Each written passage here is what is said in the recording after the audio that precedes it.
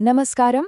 आज के इस दार्शनिक विश्लेषण में हम 19वीं सदी के एक ऐसे अस्तित्ववादी दार्शनिक के बारे में चर्चा करेंगे जिन्होंने खुद को पश्चिमी संस्कृति का एंटी क्राइस्ट घोषित कर दिया था।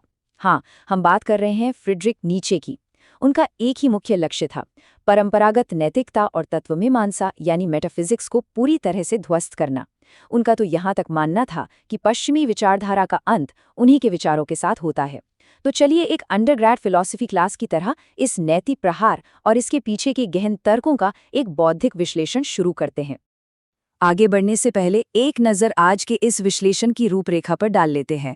हम शुरुआत करेंगे द एंटी मेटाफिजिकल एज से, उसके बाद language of master and slave, फिर आएगा the invention of bad conscience और द हर्ड मेंटालिटी। आखिर में हम the dangers of master morality और द सुक्रेटिक ऑक्सीमोरॉन पर चर्चा करेंगे। तो चलिए अपने पहले भाग से शुरू करते हैं, द एंटी मेटाफिजिकल एज यानी धर्मनिरपेक्ष युग में दर्शन। सोचिए, 19वीं सदी के उस सेक्युलर युग को, चार्ल्स डार्विन का विज्ञान तेजी से आगे बढ़ रहा था और अचानक से पुराने धार्मिक और नैतिक ढांचे आधुनिक विचारकों को बिल्कुल अविश्वसनीय लगने लगे थे। इसी दौरान नीत्शे ने ज़ोंडरस्टेलिंग पर अपना सीधा प्रहार किया। इसका मतलब क्या है? इसका सीधा सा अर्थ है मानवता को झूठे तरीके से प्राकृतिक दुनिया के बाहर और उसके ऊपर उठाना। उनका तटस्थ ऐतिहासिक तर्क बड़ा ही स्पष्ट था कि हम इंसान मूल रूप से केवल जानवर हैं और नैतिक प्रणालियों का सहारा लेकर खुद को प्रकृति से ऊपर मानना एक पूर्ण भ्रम है। ये सोच उस वक्त के आधुनिक विचारकों के लिए एक धमाके से कम नहीं थी। अब आते हैं दूसरे भाग पर, language of master and slave. ये एक फिलोलॉजिकल जेनियोलॉजी यानी भाषा विज्ञान पर आधारित अध्ययन है। नीत्शे कोई आम दार्शनिक नहीं थे। वे क्लासिकल भाषाओं के बहुत बड़े विद्वान थे और उन्होंने इस भाषा विज्ञान का पूरा सहारा लिया नैतिक शब्दों के वास्तविक मूल को समझने के लिए। अब ध्यान दीजिए, ये कितना दिलचस्प है। नोबल शब्द को ही ले लीजिए। शुरुआत में इसका सामाजिक अर्थ एक शक्तिशाली योद्धा या कुलीन वर्ग से होता था, पर समय के साथ ये बदलकर एक उच्च नैतिक गुण यानी अच्छाई बन गया। वहीं दूसरी तरफ मीन या बेस जैसे शब्द शुरू में किसानों या कमजोर वर्गों के लिए इस्तेमाल होते थे, लेकिन बाद में दबे हुए वर्गों ने एक बहुत बड़ा मनोवैज्ञानिक हेरफेर किया। उन्होंने इन शब्दों को निरपेक्ष नैतिक निर्णयों में बदलकर इन्हें बुराई या निचली नैतिकता घोषित कर दिया। भाषा कैसे पूरी नैतिकता को पलट सकती है, ये इसका सबसे बेहतरीन उदाहरण है। इन शब्दों के विश्लेषण से दो बिल्कुल विपरीत विचारधाराएं सामने आती हैं। एक तरफ है मास्टर मोरालिटी, जहां कार्यों को अच्छा या बुरा की कसौटी पर परीखा जाता है, यानी आप शक्तिशाली हैं या अशक्त। यह एक जीवनदायक और मूलभूत मैट्रिक है। लेकिन दूसरी तरफ है स्लेव मोरालिटी। ये दबी हुई जनता द्वारा बनाई गई एक प्रतिक्रियात्मक नैतिकता है जो पूरी तरह से दया और क्रूरता पर टिकी है। नीचे ने इस पिटी या दया केंद्रित नैतिकता की बहुत कड़ी आलोचना की। उनका मानना था कि ये जीवन विरोधी है और सिर्फ कमजोरी का एक प्रतीक है। चलिए अब तीसरे भाग की ओर बढ़ते हैं, the invention of bad conscience यानी आक्रामकता को अपने ही भीतर मोड़ लेना। ये नीचे का सबसे परेशान करने वाला पर बहुत ही गहन मनोवैज्ञानिक प्रस्ताव है। अगर मानव सिर्फ एक जानवर है तो आखिर उसने ये कॉन्शियस या आत्मा की आवाज कैसे विकसित कर ली? इसकी शुरुआत होती है दूसरों पर हावी होने की हमारी प्राकृतिक इच्छा से। लेकिन जब समाज इस इच्छा को दबा देता है तो क्या होता है? भारी निराशा पैदा होती है।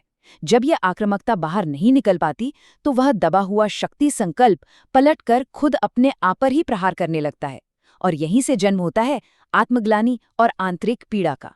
इसी स्थिति को नीचे ने गिविस्नम्ब से या अंतरात्मा का दंश कहा है।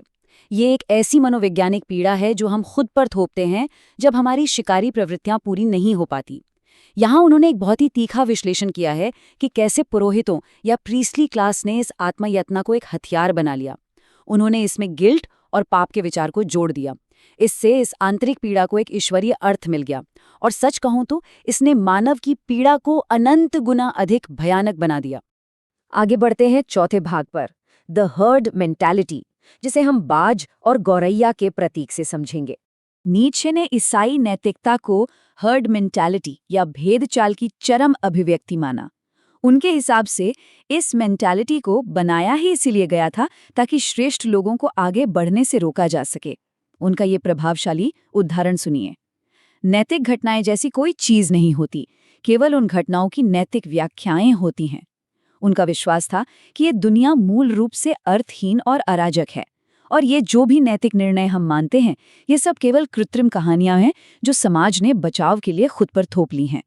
चलिए इस प्राकृतिक विश्व दृष्टि को इन प्रतीकों के जरिए बिल्कुल तटस्थ रूप से समझते हैं। सोचिए, एक बाज है, वो प्राकृतिक रूप से एक शिकारी है, बिना किसी नैतिक पाप बोध के गौरैया को खाता है।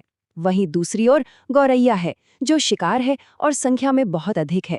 वह बाज की इस प्रकृति को पाप या ईविल ठहराना चाहती है। नीचे का तर्क था कि शक्तिशाली को दोष देना उतना ही अतार्किक और इलॉजिकल है जितना गौरैया को खाने पर बाज को पापी कहना। ये केवल प्रकृति है। अब आते हैं 5वें भाग पर, the dangers of master morality. यहाँ हम एक संशयवादी या स्केप्टिकल काउंटर पॉइंट पर विचार करेंगे। यहाँ एक आलोचनात्मक समीक्षा करना बहुत ज़रूरी हो जाता है। उनका जो सुपीरियर ह्यूमन या श्रेष्ठ मानव का कॉन्सेप्ट है, क्या वह वास्तव में एक खतरनाक बौद्धिक जाल नहीं है? खुद ही सोचिए, अगर नैतिकता की परंपरागत सीमाओं को पूरी तरह तोड़ दिया जाए और उसकी जगह एक अनियंत्रित शक्ति की इच्छा ले ले, तो क्या ये एक कुलीन योद्धा की जगह एक क्रूर और विचारहीन बार्बर को जन्म नहीं देगा? ये एक बहुत ही गहन नैतिक जोखिम है जिस पर सवाल उठना लाजमी है। और 20वीं सदी के परिणाम इन्हीं आशंकाओं को बिल्कुल सच साबित करते हैं। ऐतिहासिक रूप से अगर देखा जाए तो उनके विचारों का सत्तावादी राजनीतिक आंदोलनों ने बहुत दुरुपयोग किया। इन विचारों ने नस्लीय रूप से प्रेरित नफरत फैलाने वाले गुटों को हवा दी और सोसाइटी में एक परिष्कृत क्रूरता के लिए खतरनाक सहिष्णुता पैदा की। भले ही नीचे ने लिखा था कि उन्हें आगे चलकर गलत समझा जाएगा, लेकिन इन परंपरागत मूल्यों के ध्वस्त होने ने अनजाने में ही सही 20वीं सदी के कट्टरवाद को एक मजबूत बौद्धिक ढाल दे दी। तो यहाँ पर एक बड़ा असुविधाजनक प्रश्न उठता है, क्या उनका ये हथौड़े से दर्शन, फिलोसोफाइजिंग विद अ हैमर, अनिवार्य रूप से सिर्फ बौद्धिक तोड़फोड़ की तरफ ले जाता है?